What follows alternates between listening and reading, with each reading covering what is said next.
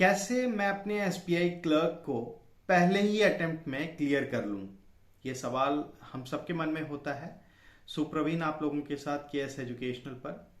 और इस चीज पे आगे बढ़ने से पहले मेरा पहला पॉइंट जो होगा कि कैसे हमें अपने करंट अफेयर्स को बस और बस मेंस के टाइम के लिए नहीं छोड़ना है, बल्कि हमें प्री के टाइम से ही या फिर आप जब प्रिपरेशन पे हैं तब से ही इसे कंटिन्यूटी में डिसिप्लिन्ड होकर रेगुलर प्रैक्टिस करते रहना है, ताकि हमारा करंट अफेयर्स में अच्छा स्कोर हो, क्योंकि बहुत वैल्यूबल होता है करंट अफेयर्स। अब बाकी बात करते हैं, मैं उन हर एक सेक्शन के बारे में आपको बताऊंगा कि कितना हमें पर्टिकुलर टाइम देना चाहिए ताकि आपका फर्स्ट अटेम्प्ट में जो मेहनत है वो सफल हो पाए। सबसे पहले हम लोग बात करेंगे रीजनिंग पे। देखिए, रीजनिंग में सबसे इंपॉर्टेंट क्या होता है? सबसे इंपॉर्टेंट है हमारा पजल, क्योंकि पजल के बिना आप रीजनिंग में स्कोर नहीं कर सकते। 3 to 4 पजल आपको प्री में दिख जाएगा, 3 to 4 पजल आपको मेंस में दिख जाएगा। आज के टाइम पे प्री के पजल को जब आप प्रैक्टिस करेंगे तो 3 to 4 5 मिनट मैक्स लगना चाहिए, ठीक है, प्रैक्टिस के टाइम पे। और मेंस के पजल पे आप अगर प्रैक्टिस करते हैं तो फिर आपको 15 20 30 मिनट्स तक लग जाता है, ठीक है। अब मैं आप लोगों को पजल एटलीस्ट डेली, सोचिए कि अगर प्री लेवल का प्रिपेयर कर रहे हैं तो एटलीस्ट 3 to 4, अगर आप मेंस लेवल के लिए प्रिपेयर कर रहे हैं तो डेली एक पजल। अब पजल जब आपका प्रैक्टिस हो जाता है तो फिर मिसलेनियस बचता है, जैसे सिलोजिज्म हो गया, आपका इनइक्वालिटीज हो गया, ब्लड रिलेशन हो गया, एजेस प्रॉब्लम हो गए, ठीक है। ये सब कुछ आपको मिसलेनियस पे प्रैक्टिस करना है, क्योंकि प्रैक्टिस ही करने के बाद आपका स्पीड इंक्रीज होगा, तब वो टाइम आप बचा करके अपने पजल में दे सकते हो। क्योंकि जब तक आप मिसलेनियस में टाइम नहीं अपना बचत करोगे तो आप पजल में कैसे टाइम दोगे? क्योंकि किसी एक पजल में आपको माइट भी अगर ज्यादा टाइम लग जाता है तो मतलब आपका पूरा का पूरा टाइम बर्बाद हो जाता है। तो फोकस करो कि कैसे मैं प्री के साथ साथ अपने मेंस को लेके चलूं। और बहुत जरूरी होता है कि जब प्री लेवल के आप प्रिपरेशन में हैं तो आपको मेंस को भी साथ में लेके चलना है, क्योंकि प्री क्लियर होने के बाद आपके मेंस का टाइम बिल्कुल नहीं बचता है। ये दिमाग में अपना डाल लो बात। अब जैसे आप मान लो कि कोई भी प्री लेवल का जब प्रिपरेशन करते हो तो आपको पैरेलली लेके चलना है मेंस लेवल, इसलिए मैंने स्टार्टिंग में बोल दिया आपको। ये तो रहा कि रीजनिंग पे अगर मैं बात करूं तो, और रीजनिंग में विशेष कुछ नहीं है, लेकिन अगर आपका रेगुलर पजल पे प्रैक्टिस है तो फिर आप इजीली रीजनिंग में भी स्कोर कर लोगे, ठीक है। आप देख रहे हो कि प्री क्लियर करने के लिए क्या टफ आपका कंपटीशन है, जिसमें 35 में ऑलमोस्ट 30 स्कोर होता है। तो ये तब संभव है जब आप प्रीलिम्स लेवल के हर एक पजल को सॉल्व कर पाओगे, ठीक है।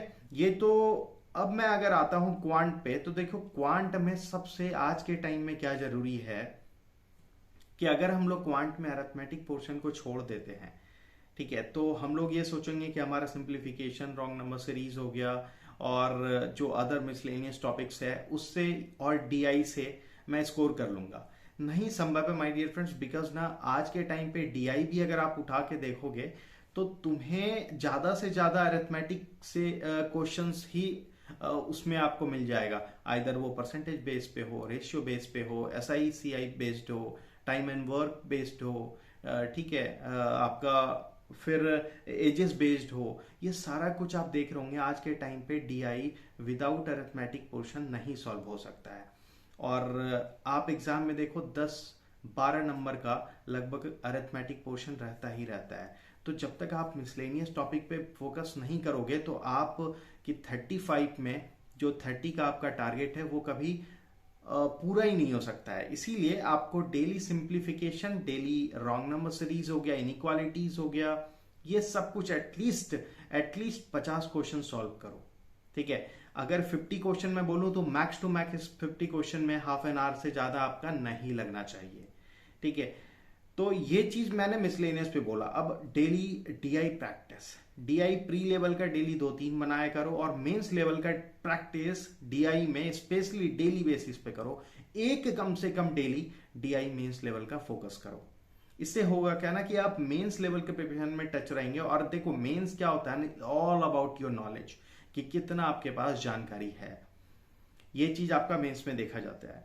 अब अगर मैं बोलूं कि प्री लेवल के डिफरेंस और मेन लेवल के डिफरेंस में कैसे आपको पता चलेगा कि आप बना पा रहे हो, जब तक आप ये चीज सॉल्व नहीं करोगे। और सॉल्व कहां से करोगे? मॉक टेस्ट, ठीक है, या फिर आप प्रीवियस ईयर क्वेश्चंस उठा लो, ठीक है, या फिर आपको कहीं से भी किसी भी सोर्स से कोई टफ क्वेश्चन मिलता है उसको एक बनाओ, इजी क्वेश्चन मिल रहा है प्री लेवल का उसको 2-3 बनाओ। अगर डेली बेसिस पे ये करते हो तभी आपका संभव है कि मैं 35 में 30 लाऊं। और जब तक 30 का टारगेट लेके नहीं चलोगे तो संभव नहीं है कि आपका प्रीलिम्स क्लियर हो पाएगा, क्योंकि प्रीलिम्स के टाइम पे भी आप देख रहे हो कि जो हमारा कट ऑफ है, सेक्शनल कट ऑफ, सेक्शन में आपको स्कोर करना काफी टफ हो जा रहा है। और ये क्यों होता है? क्योंकि हमारे पास नॉलेज गैप होता है। अब मैं आता हूं कि आप डेली 2 से 3 घंटा कम से कम क्वांट पे दें और 2 से 3 घंटा आप रीजनिंग पे दें, पैरेलली लेके चलिए। अब मैं आता हूं इंग्लिश पे। देखो इंग्लिश में क्या सबसे पहले जरूरी है? इंग्लिश में सबसे पहले जरूरी है रीडिंग। क्योंकि देखो अगर आपका स्कोर नहीं हो रहा है तो उसका सबसे बड़ा रीजन है कि रीडिंग आपका नहीं है। कोशिश करो कि एटलीस्ट 1 घंटे नहीं भी तो कम से कम हाफ एन आवर आपका रीडिंग पे जाना ही जाना चाहिए। अगर आप रीडिंग बहुत अच्छे से कर रहे हो, या फिर रीडिंग कर लो, एक छोटा कोई टॉपिक उठाओ, रीडिंग करो, और उसके बाद फिर कोशिश करो कि एक रीडिंग कंप्रीहेंशन, एक पैसेज आपको सॉल्व करना ही करना है। डेली एटलीस्ट 2 पैसेज सॉल्व किया करो। इससे क्या होगा कि आपको पैसेज बनाने का तरीका पता चलेगा, किस तरीके से थीम बेस्ड आपका क्वेश्चन एग्जाम में पूछा जाता है। और जब ये चीज आपका हो जाएगा तो फिर आप रीडिंग जो पढ़ते हो, रीडिंग से कोशिश करो कि वहां से क्या क्या क्वेश्चंस और क्रिएट हो सकता है, ठीक है। तो ये चीज बेसिकली अभी मैं रीडिंग पे बस हूं। फिर रीडिंग करने के बाद जब मॉक टेस्ट लगाते हो या प्रीवियस ईयर क्वेश्चंस, वहां से कुछ क्वेश्चंस उठाओ। मैं अभी ग्रामेटिकल बिल्कुल नहीं जाने के लिए बोल रहा हूं, वहां से ही क्वेश्चन उठाओ, डबल फिलर, ठीक है, क्लोज टेस्ट, ये डेली बेसिस पे सॉल्व करो 2-3। इससे होगा क्या ना कि आपको एग्जाम का पैटर्न पता चलता जाएगा, आपको ये पता चलेगा कि किस लेवल का क्वेश्चन क्या आखिर पूछा जा सकता है एग्जाम में। ये तो इंग्लिश के लिए मैंने बताया। अब इंग्लिश में जब आपका कम से कम 20-25 नंबर आपका नहीं आएगा तो आपका प्री क्लियर नहीं हो सकता है। और 20-25 अगर प्री में आ रहा है तो समझो कि मेंस में आपका क्या होगा। रीजन ये है ना कि मेंस में आपको पता ही नहीं चलेगा कि रीजनिंग या फिर क्वांट या फिर इंग्लिश में कौन सा क्वेश्चन अटेम्प्ट लें, ठीक है। ये बहुत जरूरी है कि हमारे पास पूरा का पूरा प्रैक्टिस होना चाहिए। अब फाइनली अगर आप इंग्लिश से आगे बढ़ते हो तो फिर आप कैसे ये करंट अफेयर्स पे फोकस करोगे? देखो करंट अफेयर्स ना, अगर आपको स्टार्टिंग में नहीं समझ आ रहा है तो करंट अफेयर्स में ये करो कि जो कोई भी एक सोर्स उठाओ और कोई भी सोर्स से ये कोशिश करो कि आप एटलीस्ट जो करंट अफेयर्स वहां से पढ़ रहे हो उसका एमसीक्यू लगाओ। और करंट अफेयर्स में सबसे ज्यादा हमें क्या प्रॉब्लम होता है एग्जाम में पता है? कि हमें similar questions, similar answers, similar question तो नहीं बोलूं, बिल्कुल सिमिलर आंसर पूछा जाता है। कैसे? एग्जांपल देता हूं मैं। अब एक क्वेश्चन अगर आपके सामने आ जाए कि आरबीआई ने अभी काफी सारे बैंकों के ऊपर इम्पोज किया है फाइन। अब चलो एग्जांपल ले लूं मैं कि आपके यूनियन बैंक के ऊपर इम्पोज किया है फाइन। अब बच्चे कहां पर देखेंगे? बच्चे ये देखेंगे कि आखिर यूनियन बैंक के ऊपर कितना अमाउंट का इम्पोज किया गया फाइन। ये वो नहीं देखेंगे कि किस कारण से वो इम्पोज किया गया फाइन। अभी कोटक बैंक के लगा, आईसीआईसी बैंक पे लगा है, यूनियन बैंक पे लगा है, बहुत सारे ऐसे बैंक है जिसके ऊपर की इम्पोज किया गया है, काफी सारे एनबीएफसी के ऊपर लगा है। तो फोकस करो कि उसको डेप्थ में देखो, ठीक है, उससे एमसीक्यू लगाओ। एमसीक्यू लगाओगे ना तो पता चल जाएगा कि आखिर और किस लेवल का क्वेश्चंस क्रिएट हो सकता है यहां से। तो ये फंडा अपनाना है आपको, ताकि आपके प्रीलिम्स में जो आप पढ़ाई कर रहे हो या फिर जो आपका प्रिपरेशन का लेवल है उसको थोड़ा सा और वास्ट करते हुए फर्स्ट अटेम्प्ट में ही आपका क्लियर हो जाए प्रीलिम्स। तो ये जो मैंने आप लोगों को जितना जितना टाइम, अच्छा बेसिकली करंट अफेयर्स में कितना टाइम अलॉट करोगे आप? करंट अफेयर्स में देखो डेली अगर आप हाफ एन आवर 45 मिनट भी आप दे रहे हो ना तो बहुत सफिशियंट है। करंट अफेयर्स में फिर आपको थोड़ा सा 15-20 मिनट डेली एमसीक्यूज पे देना है। इससे देखो टीचर क्या होता है, टीचर अगर बेसिकली आपको करंट अफेयर्स पढ़ाता है तो क्या देखोगे कि जितना पूरा ब्लैक बोर्ड होता है, पूरा बोर्ड पे वो करंट अफेयर्स लगभग लिख देते हैं, तभी वो आपको पढ़ा पाते हैं।